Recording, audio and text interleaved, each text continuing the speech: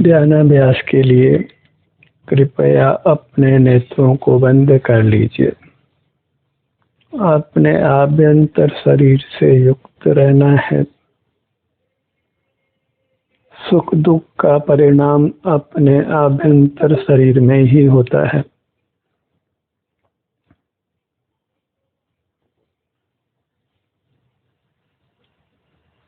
इसलिए हमें अपने आभ्यंतर शरीर को ही सुखद करना है। वह सब उपाय करना है जिससे हमको अपने आभ्यंतर शरीर में सुख का अनुभव हो, वेदना नहीं हो। किसी भी भाग में कुछ भी अप्रिय संवेदना कभी भी नहीं हो, सर्वत्र सुख का ही अनुभव हो। इसके लिए हमें अपने इस आभ्यंतर शरीर से ही युक्त रहना है। इसके हर भाग से युक्त रहने का प्रयास कीजिए। हर भाग का संवेदन कीजिए। यही करने योग्य कार्य है। इसी से हमको अपने सर्वांग में आनंद का अनुभव होना है।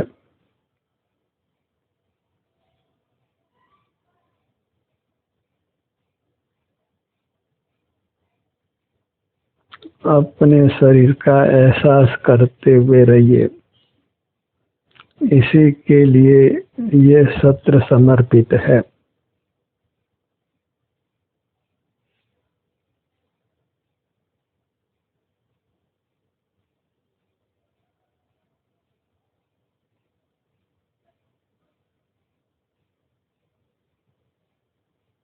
ये आभ्यंतर शरीर सब जीवों को अनुभव में आता है।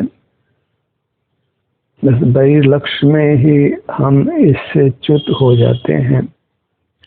फिर राग आदि दोषों की उत्पत्ति होती है और आभ्यंतर शरीर में वैश्विक सुख दुख का परिणाम होता है।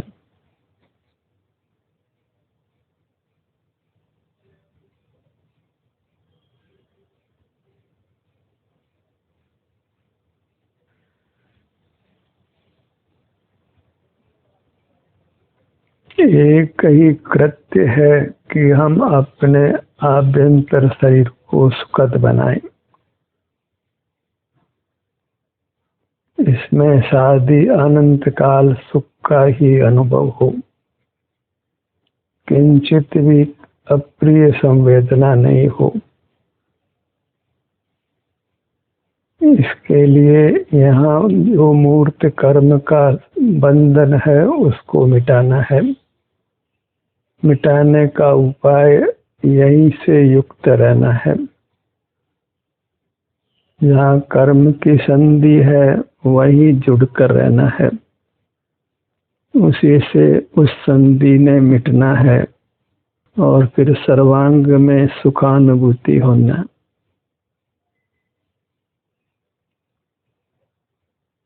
ये काम कर लीजिए और फिर अनंत काल सुख से रहिए। फिर किसी बाह्य पदार्थ की आवश्यकता भी नहीं होगी। अपने ही स्वभाव से हमको सर्वांग में अनंत काल सुख का अनुभव होगा। यही कार्य करके जीव कृतकृत्य होता है, सिद्ध परमात्मा होता है। जो भी मुक्त हुए हैं उन्होंने यही काम किया है। यही करने योग्य कार्य है, अपना संवेदन करना, अपना अनुभव करना। और ये कार्य हम स्वाधीनता से कर सकते हैं, सदा कर सकते हैं। बाहर देखना बंद करते हैं तो ये काम स्वयं होने लगता है। बाहर अपनी वस्तु नहीं है, इसलिए बाहर नहीं देखना है। पर वस्तु को देखना जानना ही कुशील नाम पाता है, व्यभिचार नाम पाता है।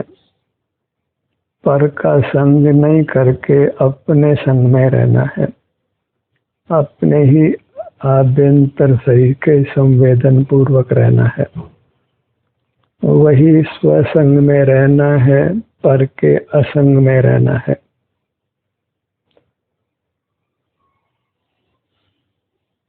अपने मूर्त को अच्छी तरह पहचान लीजिए।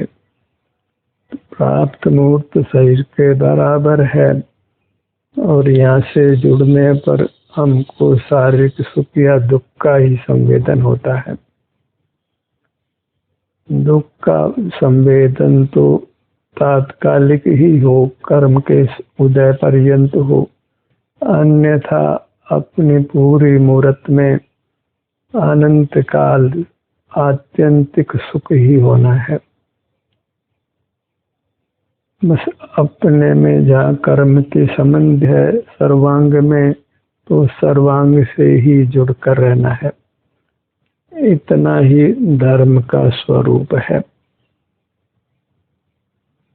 ईश्वर संवेदन में हम वितराग रहते हैं, जिससे हम निराकुल रहते हैं। जितना जितना कर्म का संबंध मिटता जाता है, उतना उतना सुख हमको अनुभव में आने लगता है। उत्तरोत्तर अधिक सुख ही मिलना है।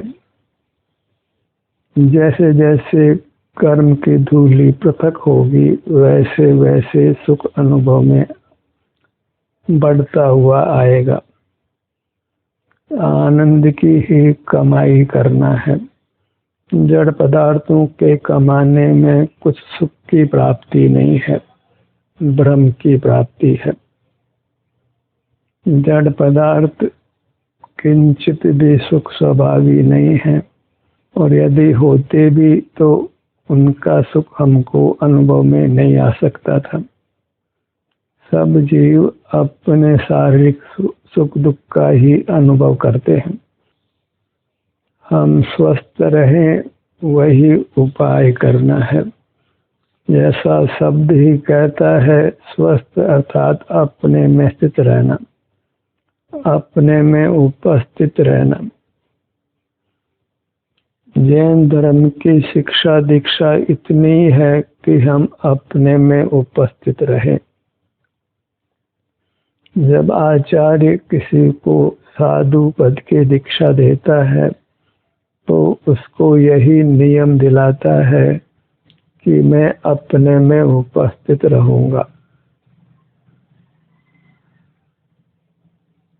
इतना ही मोक्ष का मार्ग है। फिर वह साधु सदा अपने में उपस्थित रहने का ही प्रयत्न करता है, जगत से कुछ नाता नहीं रखता है, क्योंकि जगत से नाता रखकर हम अपने में उपस्थित नहीं रह सकते हैं, स्वस्थ नहीं रह सकते हैं, सुखी नहीं रह सकते हैं। जगत से कुछ भी नाता नहीं रखना है। देखने जानने से लेकर कुछ भी नाता नहीं रखना है। पूरी तरह पीठ देना है। किंचित भी स्मरण नहीं करना है, विचार नहीं करना है। अनुभूति निर्विकल्प होती है, वहाँ कोई विकल्प नहीं है। कुछ पर का देखना जानना नहीं है, केवल अनुपम शांति का भोग है और उत्तरोत्तर बढ़ता हुआ सुख है। तो इस कार्य को हमने त्वरा से कर लेना है, दुखों से अपने को मुक्त कर लेना है। सत्र के दौरान तो आपको स्वमुखी रहना ही है, उसके पश्चात भी अपने हर पल को अपने संवेदन में बिताना है। वृथा की वार्ता में, वृथा के कार्यों में अपना अमूल्य समय नष्ट नहीं करना है। एक एक पल सिद्ध पद पाने के लिए है। हर पल सिद्ध पद पाने का ही प्रयत्न करना है, स्वमुखी रहने का ही प्रयत्न करना है।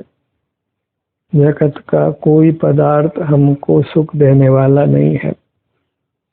किसी पदार्थ को देखने जानने से सुख मिलने वाला नहीं है। सुख अपने से ही मिलना है, अपने ही स्वरूप से जो आभ्यंतर शरीर है उसी से हमको अनुपम अतीन्द्रिय अविनाशी सुख मिलना है।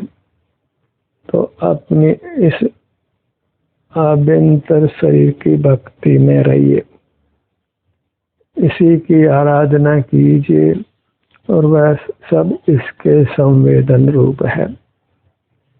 अपना मुख अपनी ओर होने से हमको अपने स्वास्थ्य की स्थिति का संवेदन होता है। यही आत्म दर्शन है, आत्म ध्यान है, आत्म आराधना है। देव दर्शन यही है, देव पूजा यही है, परमात्मा की भक्ति भी यही है। तो इसमें अनुपम आनंद का भोग है। स्वाधीन रहते हैं, सर्व पराधीनताओं से मुक्त होते हैं, पर पदार्थों की आवश्यकताओं से मुक्त होकर हम परमात्मा होते हैं। जहाँ आवश्यकता है वहाँ हम संसारी हैं, जहाँ किसी पर पदार्थ की आवश्यकता नहीं है तो वही हम परमात्मा हैं।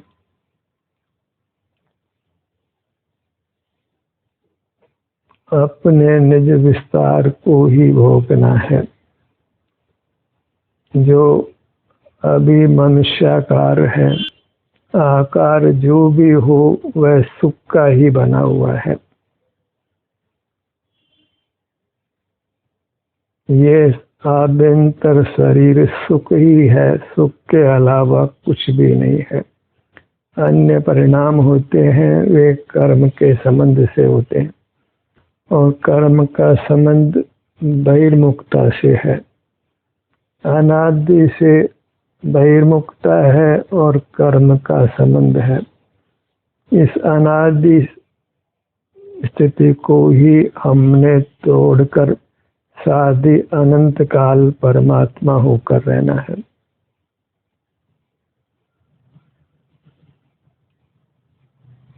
इंद्रियां रहे तो भी हम इंद्रिय ज्ञान से रहित हो सकते हैं। उसके लिए बाह्य पदार्थों में सुख बुद्धि छोड़ना है। बाह्य पदार्थों को देखने जानने लायक नहीं मानना है। वे पर है इसलिए त्याज्य है।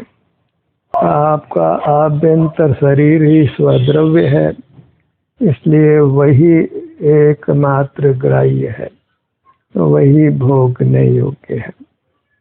वह सुख का बना हुआ है और अपने संवेदन में भोग में आता है। अन्य कोई जीव हमारे सुख का, हमारे आभ्यंतर शरीर का कदापि संवेदन नहीं कर सकता है। प्रत्येक जीव स्वयं के ही संवेदन में आता है। अमूर्त पदार्थों का संवेदन नहीं होता है। इस प्रकार सुख के लिए हमको केवल अपने आभ्यंतर शरीर को ही भोगना है, इसी का संवेदन करना है। हम आनंद भोजी हैं और अपनी मूर्त आनंदमय है, तो इसी से युक्त रहकर आनंद को भोगते हुए रहना है। प्रयास यही है कि समय का दुरुपयोग नहीं हो। बहिर्मुखता में हम अपने अमूल्य समय का दुरुपयोग करते हैं, अपने पैरों पर कुल्हाड़ी चलाते हैं, अपने को दुखों के सागर में डुबोते हैं। बहिर्मुखता का प्रतिपल भयावह है, भयंकर दुखों को उत्पन्न करता है। किसी भी हेतु से बहिर्मुख रहना योग्य नहीं है। कमजोर अवस्था है तो केवल अनुभव संबंधी चर्चा वार्ता हो सकती है, अन्य चर्चा वार्ता का कोई लाभ नहीं, उससे संसार ही पनपता है। श्रुत ज्ञान में हमें अपनी महिमा लेना है और महिमा लेकर फिर अनुभव करते हुए रहना है, अपना ही अनुभव करते हुए रहना है। इस प्रकार कर्म का बंधन टूटता जाता है। जितने प्रमाण में कर्म का बंधन टूट जाता है उतने प्रमाण में सुख अनुभव में आता है। अधिक सुख चाहिए तो अधिक अनुभव करिए और निरंतर चाहिए तो निरंतर अनुभव करिए। हमें सुख भी चाहिए और निरंतर भी चाहिए, बीच में दुख नहीं हो, तो हमें निरंतर अपने सन्मुख रहना है, कभी फिर बहिर्मुखता नहीं हो, तो सुख की निरंतरता है, फिर बीच में दुख नहीं आना है। निरंतरता से ही मोक्ष की प्राप्ति होती है, अन्यथा तो गज स्नान जैसा हो जाता है। हाथी अपने सूंड से पानी डालकर नहाता है, फिर उसी सूंड से मिट्टी उठाकर अपने पर डाल लेता है। ऐसे ही हम अपने परिणाम से अपना संवेदन करते हैं, फिर अपने परिणाम से बहिर्मुख होकर विषय से बनकर कर्म से बन जाते हैं। इस प्रकार संसार बने ही रहना है। बहिर्मुखता हो, उसके प्रति खेद का भाव हो, प्रसन्नता का भाव नहीं हो। उत्तरोत्तर बहिर्मुखता का समय कम हो और स्वसंवेदन का समय अधिक हो। तो प्रयास करिए कि नेत्रों को बंद कर अपने विभिन्न भागों का आप संवेदन करते रहें। इसी को अंतर यात्रा कहते हैं, योग निद्रा भी कहते हैं। प्रतिमावत अकंप रहना है, इसलिए इसको शवासन भी कहते हैं। शास्त्रों के अनुसार इसको शुद्ध उपयोग कहते हैं, पर वास्तव में यह उपयोग नहीं है, यह आनंद का वेदन है। ज्ञानोपयोग के सामने ही उसके निरोध से जो संवेदन होता है उसको भी उपयोग कह देते हैं, शुद्ध उपयोग कह देते हैं। कोई इसको दर्शन उपयोग भी कहता है, आत्म दर्शन भी कहता है। कुछ भी शब्द का उपयोग करिए, हमें बहिर्मुखता को मिटाना है, इंद्रिय ज्ञान का निरोध करना है, पर पदार्थों को, मूर्त पदार्थों को देखना जानना बंद करना है। इतना सहजता से हम बहिर्मुख रहते हैं तो यत्न से ही हम उसको मिटा सकते हैं। स्वानुभव तो सुगमता से ही होता है, बस बहिर्मुखता को मिटाना ही यत्न से होता है। मोक्ष मार्ग को यत्न साध्य इसीलिए कहते हैं कि चलती हुई बहिर्मुखता पर हमको ब्रेक लगाना है। बहिर्मुखता तो अपने आप ही हो जाती है, यत्न से ही हमको उसको रोकना है। प्रथम तो बहिर्मुखता को बुरा जानना है, तो फिर जानने की इच्छा मिटती है। जानने की इच्छा ही वास्तविक राग की स्थिति है, वही दुखों की खान है। कुछ पर पदार्थों को जानना नहीं है, तभी हम अपनी मूर्त का संवेदन करते हुए अपने को कर्मों के बंधन से मुक्त कर सकते हैं और उत्तरोत्तर बढ़ता हुआ सुख पा सकते हैं। और कर्म क्षय होने पर पूर्ण सुख पा लेते हैं, फिर उसने अनंत काल रहना है। एक बार ही आपको ये काम करना है, फिर अनंत काल सुख से रहना है। लोक संज्ञा में नहीं रहना है। लोक तो बहिर्मुख ही जीता है। इसे लोक संग में सिवाय दुख पाने के सुख की प्राप्ति नहीं है। अपने संग रहिए। आप सुख देने के लिए, आनंद देने के लिए पूरी तरह सक्षम है।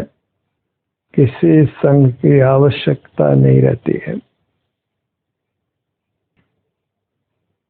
आनंद ही आनंद का भोग होता है, वह अत्यंत स्वाधीन होता है।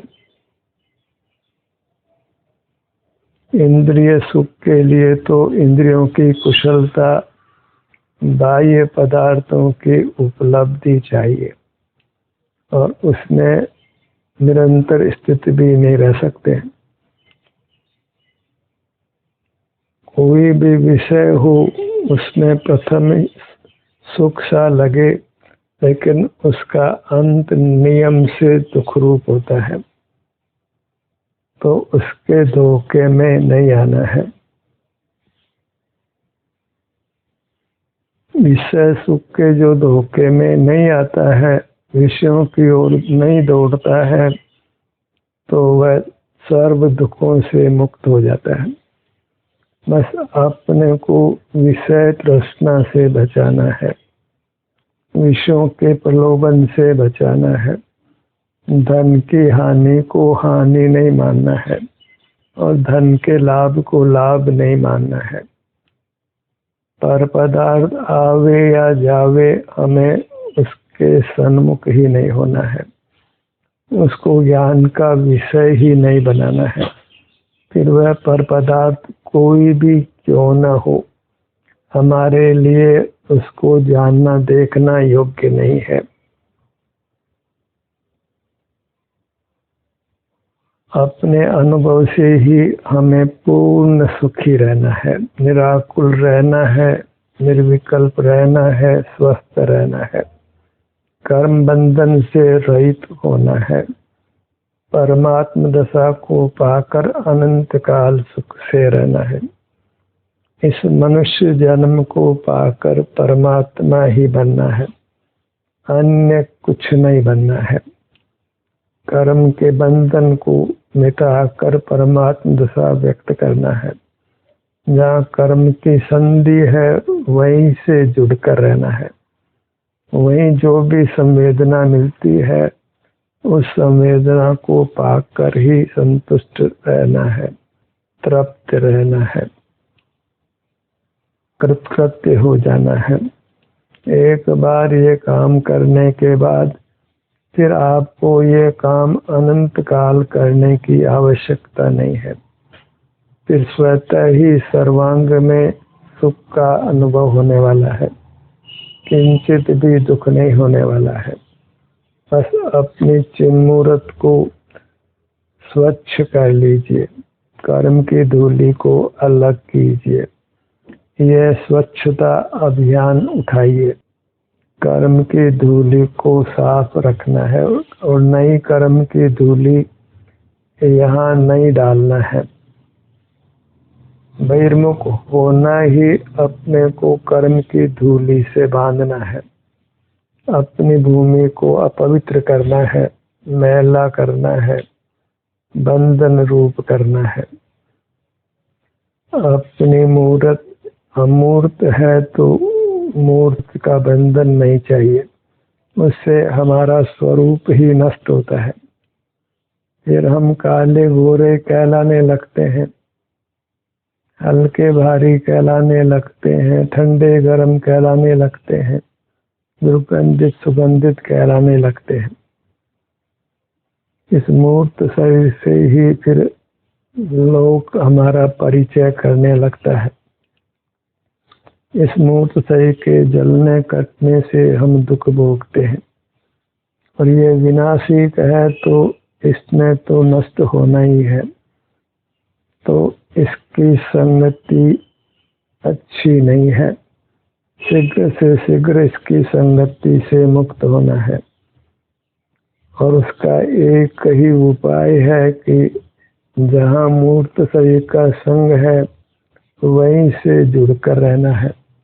वहाँ जो भी सुख की दशा है आराम या वेदना रूप से केवल उसको भोगना है, उसी से हमको केवल सुख प्राप्त होता है और अन्य सब विकारी परिणाम नाश को प्राप्त हो जाते हैं, कभी उदय को प्राप्त नहीं होते। तो हमको अपना स्वभाव प्राप्त हो जाता है। जीव को एक रूप देखना है, कर्म के संबंध से ही वह अनेक रूप होता है, तो उस अनेक रूपता को अपना स्वरूप नहीं मानना है। पुद्गल के संबंध से हुए विभाव परिणाम उनको पुद्गल ही जानो, स एव पुद्गल परिणाम। तो प्रथम से प्रथम तो इंद्रिय ज्ञान को पुद्गल परिणाम मानो और उसको छोड़ दो, उसमें अपनापन छोड़ दो। मानो ये मेरी पर्याय नहीं है, जो मूर्त का जानना है वह मेरा परिणाम नहीं है, पुद्गल का ही परिणाम है। तो पर के परिणाम से मुझको सुख नहीं मिल सकता है। स्वसंवेदन का परिणाम ही मेरा परिणाम है, क्योंकि वह पुद्गल से संबंधित नहीं है, वह स्वाधीन परिणाम है, वही परिणाम मेरा स्वरूप है। तो सिर से पैरों तक अपना विस्तार वह हमारा द्रव्य स्वरूप है और यहाँ से युक्त होकर जो सुख मिलता है वह हमारा पर्याय स्वरूप है। इतना ही स्वरूप निर्धारित करके उस स्वरूप में सदा अनुरक्त रहना है। ध्यान का सत्र यहीं समाप्त होता है।